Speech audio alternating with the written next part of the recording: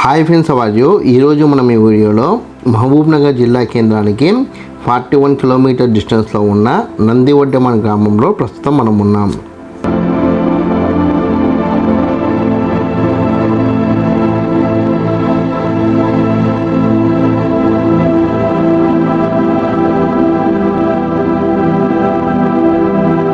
ప్రస్తుతం మీరు వీడియోలో చూస్తున్న ఆలయం నందివడ్డెమాన్ గ్రామంలో ఉన్న ఆంజనేయ స్వామివారి ఆలయం.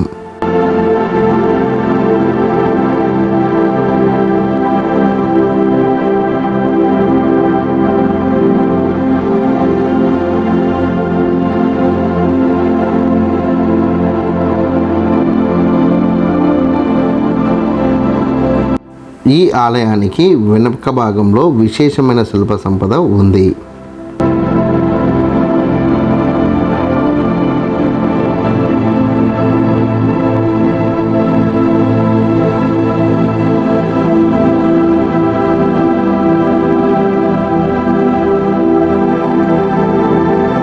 ఆ శిల్ప సంపదలో భాగంగా ఇక్కడ మనకి ఒక శివలింగం కనబడుతుంది.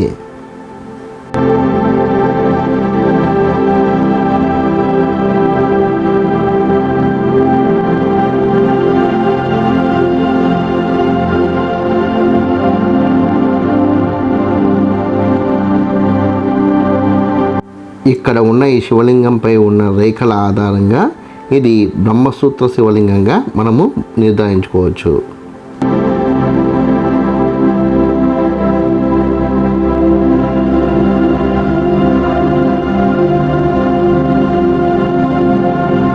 ఇక్కడ మీరు చూస్తున్న ఈ శిల్పాలు మనము నిత్య జీవితంలో పూజించే దేవతామూర్తుల విగ్రహాలే.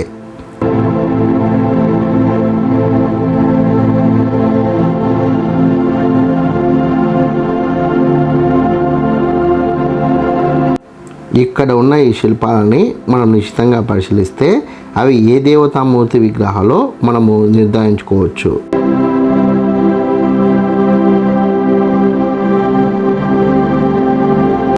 ఇక్కడ మీరు చూస్తున్న విగ్రహంలో ఒకటి జంటనాగుల విగ్రహం.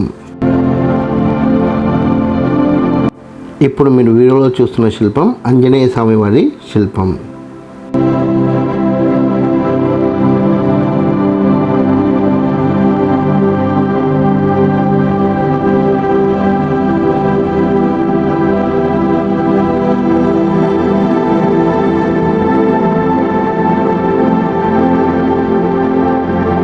ఈ మిగిలిన విగ్రహాలను కూడా మనం దగ్గరికి వెళ్ళి చూసి పరిశీలిస్తూ అవి ఏ దేవతామూర్తి విగ్రహాలో నిర్ధారించుకునే ప్రయత్నం చేద్దాం.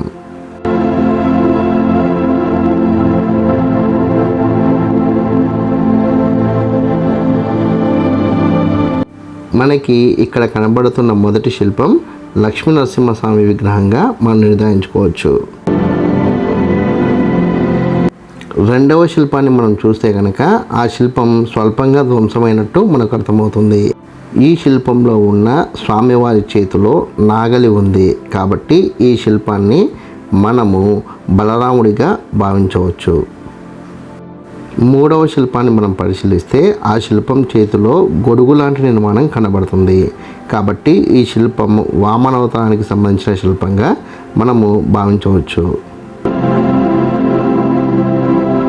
నాలుగవ శిల్పానికి ముందు భాగంలో మనకి మరొక శిల్పం కనబడుతుంది. ఆ శిల్పంలో ఉన్న రూపురేఖల ఆధారంగా ఇది జైన మతానికి సంబంధించిన వర్ధమాన మహావీరుడి విగ్రహంగా మనం నిర్ధారించుకోవచ్చు.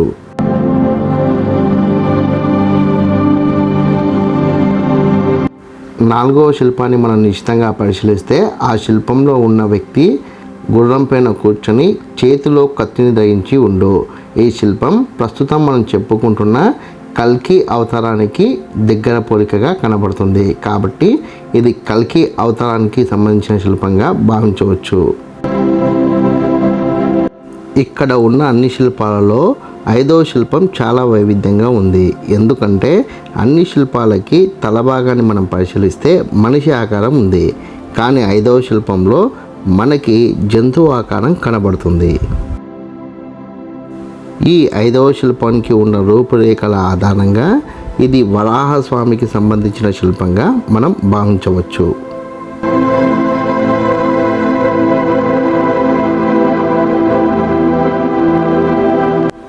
6వ శిల్పాన్ని మనం పరిశీలిస్తే ఇక్కడ ఉన్న 6వ శిల్పంలో ఉన్న వ్యక్తి ధనుసును చేతబట్టి కనబడుతున్నాడు. కాబట్టి ఇక్కడ ఉన్న ఈ శిల్పాన్ని మనము శ్రీరామచంద్రమూర్తిగా భావించవచ్చు.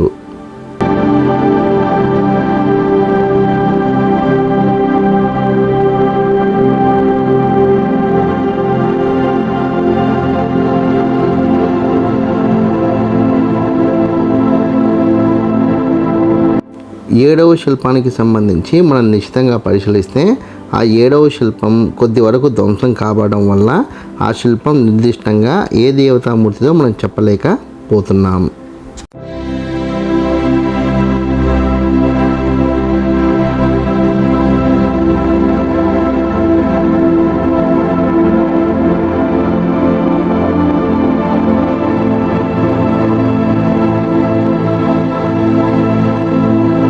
ఇక్కడున్న శిల్పాలలో తెల్లరాతి మీద ఉన్న శిల్పాలని మనం పరిశీలిస్తే ఒక శిల్పంలో ఆంజనేయ స్వామివారు, మరో శిల్పంలో నాగదేవతల ప్రతిమ మనకు కనబడుతున్నాయి.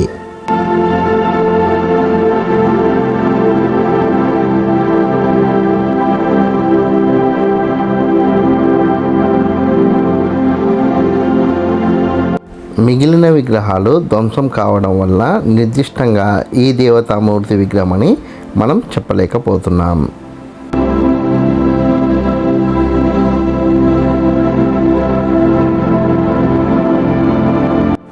ఇక్కడ ఉన్న దేవతామూర్తి విగ్రహాలని నాకున్న పరిజ్ఞానం ఆధారంగా నేను చెప్పే ప్రయత్నం చేశాను. ఒకవేళ మీకు కూడా మీ యొక్క అభిప్రాయాన్ని చెప్పాలనుకుంటే ఖచ్చితంగా కామెంట్ సెక్షన్లో కామెంట్ చేసే ప్రయత్నం చేయండి.